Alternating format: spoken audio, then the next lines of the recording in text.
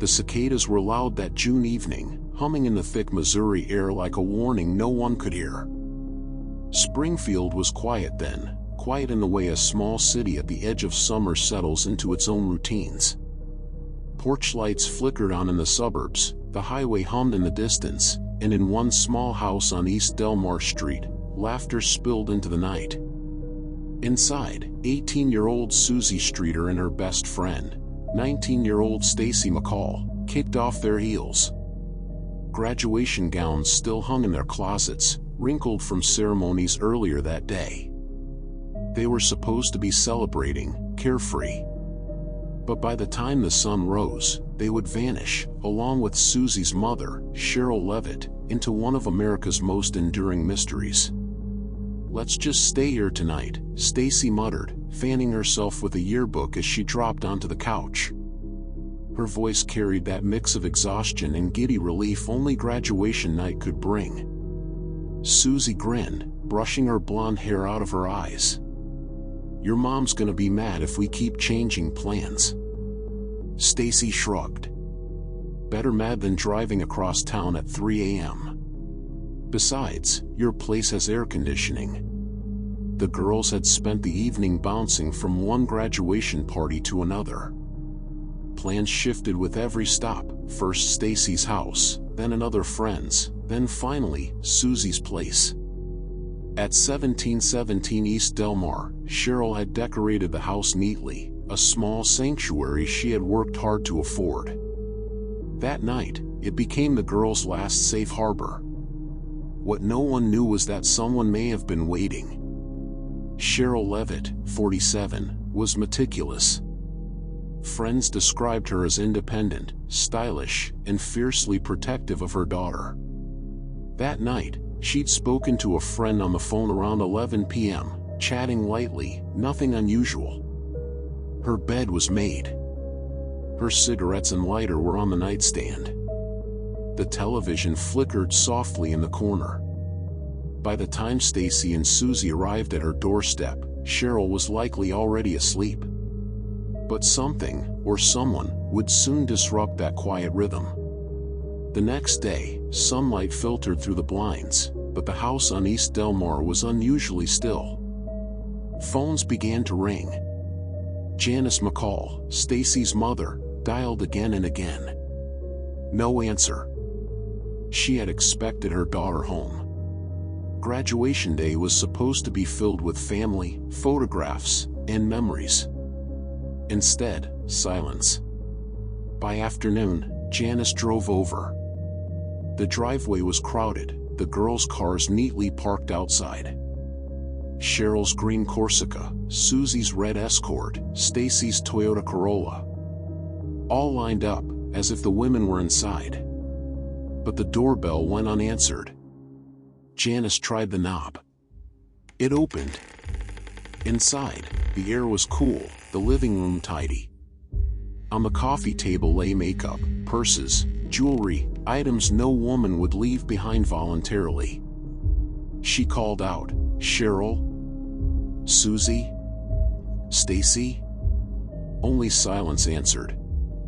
As Janice and friends entered, they noticed something strange on the porch. The porch light's globe was shattered, glass scattered across the steps. One friend swept it up absent-mindedly, not realizing they were destroying what could have been evidence. Inside, the phone rang and rang. At one point, Janice picked it up. On the line, a man's voice made obscene, disturbing remarks. Shocked, she hung up. Later, another call came, this one similar. Eventually, police dismissed them as prank calls, but Janice never forgot the chill that ran through her as she listened.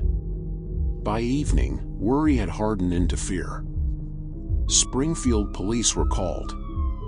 Officers entered the house, noting the cars, the purses, the cigarettes, all untouched. The beds were neatly made. Sherrill's dog, Cinnamon, barked nervously in the yard. No sign of struggle. No blood. No forced entry.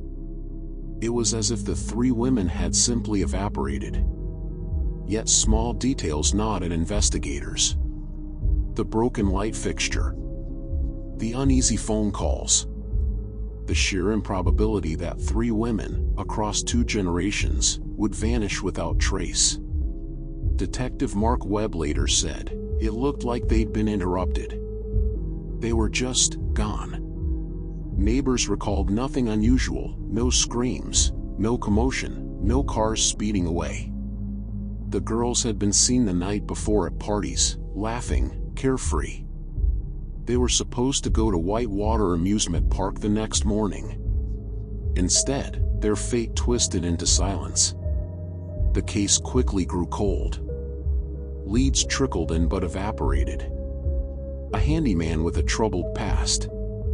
A tip about a suspicious van seen near the house. Whispers of organized crime, of drug connections, of strangers lurking at graduation parties. Every theory cracked under scrutiny. Weeks turned into months. Janice left her porch light on every night for her daughter, refusing to let the darkness settle. Police worked hundreds of tips, cadaver dogs searched fields, divers scoured lakes. Nothing. The media called them the Springfield Three. In the absence of answers, rumors multiplied. Some said the women had been buried under a local hospital's parking garage. Others whispered of a jealous ex-boyfriend. Each theory pushed the case further into myth. Imagine walking into that house, the air conditioner humming, the purses by the door, the dog restless, the phones ringing into emptiness. Every trace of ordinary life paused mid-breath. But beneath the stillness, the unanswered question screamed louder. Who, or what, had the power to erase 3 women from a home without a sound, without a trace, and without leaving behind a single piece of themselves? The house on East Delmar stood still, like a stage set left behind after the actors had vanished. Cars in the driveway, purses on the floor, makeup on the counter, the dog pacing. Police had no bodies, no crime scene, not even a single thread to pull. Yet the whole town of Springfield buzzed with a single question. Where are Sherrill, Suzie, and Stacy? Investigators cast their net wide. They looked first at those closest to the women. Was there a boyfriend? An argument? Detective Mark Webb recalled. Usually, disappearances start at home. One name surfaced, Dustin Richtenwald, Suzie's ex-boyfriend. Their breakup had been messy, and Dustin's circle wasn't clean. They ran with small-time criminals, caught in drugs and petty theft. But Richtenwald had an alibi. He was cleared. Then came another man, Michael Clay, a troubled handyman who'd worked in the neighborhood. He had a reputation for violence, for being unpredictable. He was questioned, scrutinized, but no physical evidence tied him to the case. Each suspect slipped away like smoke. A tipster reported seeing a strange green Dodge van parked near the Levitt home the night of the disappearance. The sighting burned into investigators' minds. One witness swore she saw Suzie behind the wheel, with a man ordering her to keep her head down. But the account was hazy, unverified. Police released a composite sketch of the van. And then, nothing. The van, if it ever existed, vanished into memory. Those obscene calls Janice McCall answered on the morning after her daughter disappeared, police at first dismissed them as pranksters. But what if they weren't?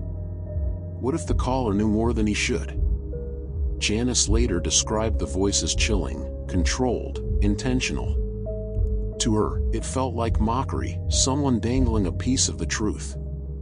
But without recordings, the leads dried up.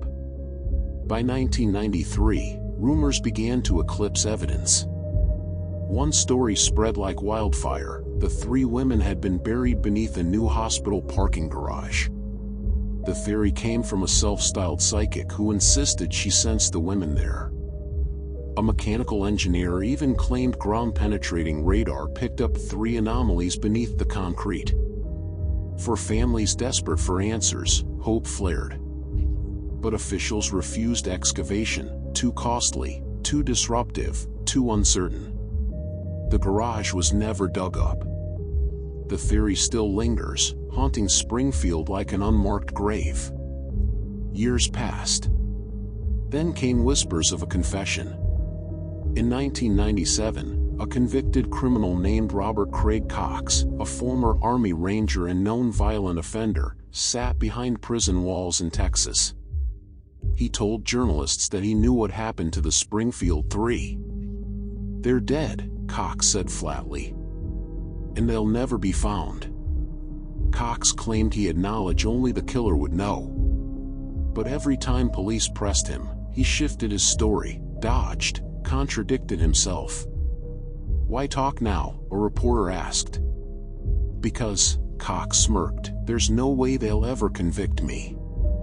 Authorities called him a liar seeking attention. Families called him a sadist feeding on their pain. Still, his words stuck. For Janice McCall, every day without answers was a wound that never closed. She plastered Stacy's face on posters, organized search parties, and sat through hundreds of tips that led nowhere. Friends said she aged years in just months, her voice hollowing into a tone of relentless hope. "Someone knows," she would whisper. "Someone has to know." Meanwhile, Sherrill's relatives kept her house untouched for years, as though the women might walk back through the door. The dog Cinnamon was given to family friends, but she barked at every stranger, restless, as though waiting. 30 years later, the theories multiply, each darker than the last. Abduction gone wrong. Did someone target Suzie or Stacy that night and get more than they bargained for when Sherrill was home? Organized crime, whispers of drug debt collections tied to local gangs. Was the disappearance a warning, meant to silence others? Serial predator, a calculated kidnapper, someone who knew how to leave nothing behind, struck at random and disappeared into the night. Each theory could be true. Each could be false. Imagine stepping again into 1717 East Delmar today.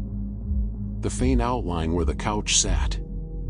The shadow of a bed frame on the carpet. The echo of phones that once rang endlessly into silence. That house was demolished years later, torn down in 1997. But the void it left behind felt symbolic, the physical erasure of the only place the Springfield Three were last seen. Today, their case remains unsolved. No arrests. No bodies. No closure.